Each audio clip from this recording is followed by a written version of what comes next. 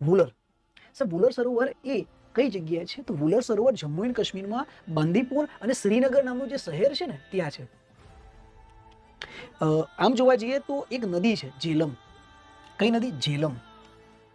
અને જેલમ નદીનું પાણી છે ને એ સરોવરમાં આવે છે. એકચ્યુઅલી જેલમ નદી જ પાણી મીન્સ કે આ સરોવરનું ક્રિએશન કરે છે. ભારતનું ચિલ્કા બાદનું બીજું અને સૌથી મોટું મીઠા પાણીનું સરોવર છે. પાણીની દ્રષ્ટિએ ભારતમાં બીજા નંબરે છે, પણ ફ્રેશ વોટરની અંદર કેવા નંબરે? પ્રથમ નંબરે છે. એટલે ભારતનું સૌથી મોટું મીઠા પાણીનું સરોવર છે એ દર્શાવે છે. અને સાહેબ જ્યારે પૃથ્વી ઉદ્ભવ થઈ, આ પ્લેટ ટેક્ટોનિક થિયરી, જે પ્લેટ એક્ટિવિટીની ઘટના થઈ, એ છે ને એ આમાં સરસ રીતે સમજી શકાય છે.